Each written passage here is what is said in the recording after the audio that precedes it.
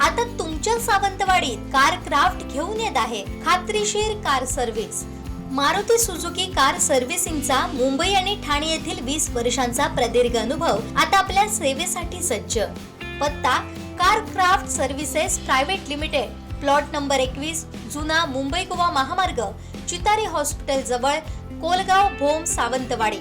आजच appointment book करा। राष्ट्रवादी शरदचंद्र पवार गटाचे नेते अनंत पिळणकर यांचा जिल्हा परिषद निवडणुकीत पराभव झाला। याची कारणं सांगत त्यांनी खळबळजनक आरोप महाविकास आघाडी आणि विरोधी उमेदवारांवर केलाय। माझा पराभव झाला असं मी मानत नाही। पराभव झालाही सत्य आहे, पण त्याला कारणं अनेक आहेत। महाविकास आघाडी म्हणून लढत असताना महाविकास आघाडीच्या इतर पक्षाने महाविकास आघाडीचा धर्म पाळला नाही, त्याच्यामुळे माझा पराभव झाला। इलेक्शनच्या आधी 2 दिवस प्रचार यंत्रणा थांबल्यानंतर जे 2 दिवस होते, 5 तारीख 6 तारीख, या दोन्ही रात्री त्यांना महाविकास आघाडीची मतं आमच्या विकत घ्यावी लागली। पैशाचा मोठ्या प्रमाणात वापर केला गेला। त्यांची 2 दिवस पळापळ होती। ते प्रचार करू शकले नव्हते, त्यांना वेळ मिळाला नव्हता। त्याच्यामुळे धनशक्ती विरुद्ध जनशक्ती अशी माझी लढाई होती आणि मोठ्या प्रमाणात पैशाचा वापर केल्यामुळे आमच्या महाविकास आघाडीची मतं जी होती ती सुद्धा मला पडली नाहीत आणि त्याच्यामुळे माझा मोठ्या प्रमाणात पराभव झाला। ही जी मला मतं पडलेली आहेत, हे माझे नातेवाईक, माझे मित्रपरिवार, मला मानणारा वर्ग, ह्या लोकांची मला मतं पडलेली आहेत। महाविकास आघाडीचा ह्याच्यामध्ये मताचा कोणताही वाटा नाही। त्याला कारण असं आहे, ज्यावेळी या फोंडागावचं सरपंच पदाची इलेक्शन झाली, त्यावेळी आमच्या सरपंचांच्या विरोधात अवसरीताई म्हणून उमेदवार होत्या। 1 रुपयाही खर्च न करता जवळजवळ 1700 मतापेक्षा जास्त मतं पडली होती आणि ती महाविकास आघाडीची मतं होती असं मानतो मी। त्या मतापैकी मतदान मला कुठेही दिसलेलं नाही। त्याच्यामुळे माझा पराभव झाला। मी घराघरात पोचलो होतो। मोठ्या प्रमाणात प्रचार यंत्रणा राबवली होती। प्रचारात मी कोणतीही कसूर सोडली नव्हती आणि आता जे घडलं त्याला आम्ही सामोरं जातो आहे। पालकमंत्री नितेश राणे यांनी तुमच्यावर टीका केली होती, त्यावर तुमची काय प्रतिक्रिया? मी त्याचवेळी तुम्हाला सांगितलं होतं, ज्या दिवशी माझ्यावर पालकमंत्र्यांनी टीका केली की मी 9 तारीखनंतर बोलेन म्हणून, मला तुम्हाला आवर्जून सांगायचं आहे, आत्ता मी एक छोटासा कार्यकर्ता आहे।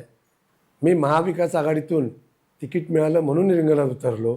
तिकीट मिळत नाही, तिकीट दिलं नाही म्हणून अनेक लोकांनी बंडखोरी केली। अनेक लोक अपक्ष निवडणूक लढले।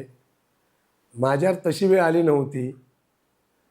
मी विरोधाला विरोध म्हणून लढलो नव्हतो, मी विकासाच्या मुद्द्यावर लढलो होतो आणि माझा मोठ्या प्रमाणात प्रचार जोरात चालू असलेलं कळाल्यानंतर माझ्या फोंडा जिल्हा परिषद मतदारसंघामध्ये पालकमंत्र्यांना 2 पंचायत समितीमध्ये 2 सभा घ्याव्या लागल्या। हाच माझा खऱ्या अर्थाने विजय आहे। दुसरी गोष्ट, तुम्ही म्हटलात ते बरोबर आहे की पालकमंत्री मला टीका केली।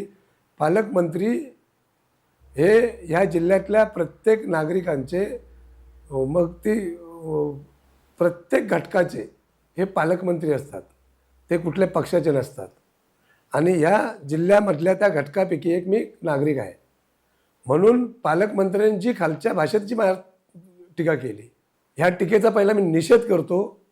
त्याचं कारण असं आहे, मला मारहाण झाली। मी कुठल्या तरी एका चित्रपटातील व्यक्तीसारखा चुकीच्या माध्यमातून माझी चर्चा केली, त्यांनी टीका केली माझ्यावर, माझ्या चेहऱ्यावर, दाढीवर टीका केली। ह्या ज्या काही गोष्टी बारीक बारीक बोललेत ते, त्याच्यावरून लोकांना कळालं की हे पालकमंत्र्यांना शोभलं नाही, पालकमंत्र्यांनी अशी टीका केली नाही पाहिजे होती असं मला लोक बोललीत आणि त्याचा प्रत्यय इलेक्शनमध्ये आला। कारण जी महायुतीची पालकमंत्र्यांनी जी शीट उभी केली होती, एवढ्या खालच्या थरावर माझी टीका करून सुद्धा पालकमंत्र्यांना ती शीट निवडून आणता आली नाही। हाच पालकमंत्र्यांचा मोठा पराभव आहे जिल्ह्यातला। ह्या माझ्या फोंडा जिल्हा परिषद मतदारसंघामध्ये मी एक छोटासा कार्यकर्ता, माझ्या प्रचारामध्ये महाविकास आघाडीचा कुठलाही नेता, कुठलाही पदाधिकारी, तालुका लेवलचा तालुकाध्यक्ष असेल, जिल्हाध्यक्ष असेल, त्यांचे नेते असतील, महाविकास आघाडीचे आमचे नेते असतील, असे कोणी नसताना मी ही प्रचाराची यंत्रणा स्वतः एकट्याने राबवली होती. अशा परिस्थितीत येऊन पालकमंत्र्यांना माझ्या टीका करायला लागते, हे दुर्दैव आहे. आणि ह्या टीकेचा मी परत एकदा निषेध करतो. आणि ज्या पद्धतीने टीका केली ते चुकीचं आहे असं मला वाटते. म्हणून हे तुम्हाला मी या माध्यमातून सांगतो. मोठ्या प्रमाणात तुमचा पराभव झाला, त्यावर तुम्ही काय बोलाल? मी 100% ही गोष्ट तुमची बरोबर आहे. पहिली गोष्ट सांगतो तुम्हाला, मी पालकमंत्र्यांनी माझ्यावर एवढ्या खालच्या स्तरावर टीका केली की मला मारहाण झाली, मला इलेक्शन झालं की हद्दपार करणार. ही काही यंत्रणा पालकमंत्र्यांची नाही आहे. पालकमंत्री दबाव आणू शकतात यंत्रणेवर, आणि याच्यापुढे आणून मला हद्दपार केली पण होती. मी हायकोर्टातनं जर न्याय मागितला, हा विषय कोर्ट न्यायप्रविष्ट आहे. मी कुठल्याही केसमध्ये गुन्हेगार सिद्ध झालेलो नाही आज तागायत. त्याच्यामुळे पालकमंत्री मला हद्दपार करू शकत नाही. पोलीस यंत्रणेवर, प्रशासकीय यंत्रणेवर पदाचा दुरुपयोग करून दबाव आणून मला हद्दपार केली गेली होती. आणि त्याच्यावर मी कोर्टातनं मला न्याय मिळाला, आणि त्याच्यासाठी मी कोर्टात पर्यायाने गेलो. आणि 25 गणपतीच्या अगोदर 25 तारखेला मला कोर्टाने न्याय दिला की त्या तडीपारीच्या आदेशाला स्थगिती मिळाली मला. त्याच्यामुळे आता कुठली ते कोर्टात मॅटर चालू असताना मला हद्दपार होऊ शकत नाही.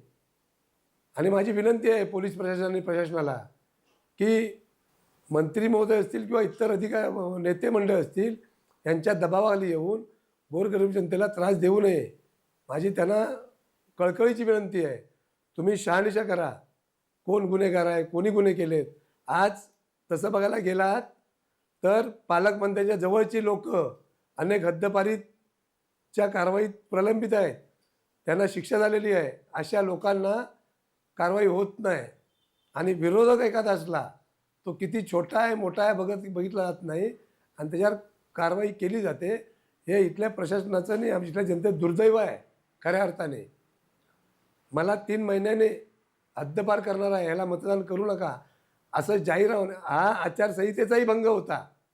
इथल्या पालकमंत्र्यांनी जाहीर सांगावं की ह्याला मी 3 महिन्यानंतर तडीपार करणार आहे, मी सगळी प्रोसिजर पूर्ण करायला सांगितली आहे, असं जाहीर सांगितलं गेलं. हे कशाचं द्योतक आहे? ह्या सत्तेचा दुरुपयोग केला जातो. माझा ठाम याच्यावर आरोप आहे, गंभीर मी आरोप करतो यांच्यावर. सत्तेचा दुरुपयोग करून गोरगरीब जनतेची पिळवणूक केली जाते आहे. यांच्याविरोधात कोणी उभं राहायचं नाही, यांच्याविरोधात कोणी इलेक्शन लढायचं नाही. मी विजयी झालो आहे, छाती ठोकपणे सांगतो. मी इलेक्शनला माघार घेतली नाही.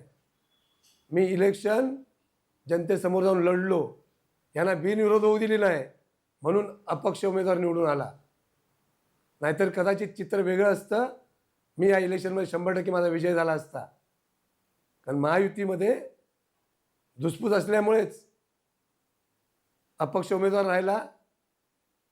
तो त्यांचा अंतर्गत विषय जरी असला तरी आज महायुतीच्या उमेदवाराला जी मतं पडली ही माझी विकत घेतलेली मतं, माझ्या महाविकास आघाडीची मतं विकत घेऊन त्यांना हे सगळं माझ्या विरोधात षडयंत्र करावं लागलं. हाच माझा विजय आहे. आणि माझ्यासारख्या एखाद्या गरीब उमेदवारावर पालकमंत्र्यांनी टीका करावी ह्याच्यावर का दुर्दैव नाही. यापुढील तुमची वाटचाल काय असेल? हे बघा, मी ह्याच्यापूर्वीसुद्धा 2012ला मी इलेक्शन लढलो होतो. त्यावेळी नौका उमेदवार होतो. मी परत उभा राहिलो, मी परत जनतेत गेलो, मी लोकांची सेवा केली. तशीच आत्तासुद्धा मी माझ्या शरद पवार राष्ट्रवादी पक्षाच्या माध्यमातून गोरगरीब जनतेची सेवा करत राहीन. मला जे जे काही सहकार्य करता येईल लोकांना ते मी करत राहणार. माझ्या पक्षाचं मी घराघरात राष्ट्रवादी शरद पवार पक्षात तुतारी चिन्ह फोंडा जिल्हा परिषदमध्ये घराघरात पोचवलं. ह्याचं मला समाधान आहे. ते मला काम करता आलं, पक्षाचा प्रचार करता आला, यातच माझं सगळं समाधान असून येणाऱ्या काळात मी परत जोमाने पक्षाचं काम करणार आहे, लोकांची सेवा करणार आहे आणि जनतेसमोर जाणार आहे. जनतेला आव्हान काय करायचं? जनतेला आव्हान करण्यासारखं असं आमच्याकडे आत्ता तरी सत्ता नाही आहे, पण जनतेला एकच आव्हान करीन, या 1000, 500, 1500 मध्ये विकली जनता जाते, ती माझी कळकळी जनतेला विनंती आहे, तुमचं अमूल्य मत, लाखो करोडो रुपये किंमत असलेलं मत, ज्याची किंमत करू शकत नाही, हे मत 1000, 500, 1500ला विकून परत तेच करून तुम्ही प्रभागाचा विकास कोणता असं न करता लोकशाही पद्धतीने, ही तर आता वेळ गेली, पण भविष्यात येणाऱ्या लोकशाही प्रक्रियेतल्या ज्या संस्थांच्या इलेक्शन असतील, ज्या इलेक्शन असतील, त्या लोकशाही पद्धतीने लढाव्यात, कोणाच्या पैशाला आमिषाला बळी पडू नये, एवढीच मी जनतेला विनंती करतो.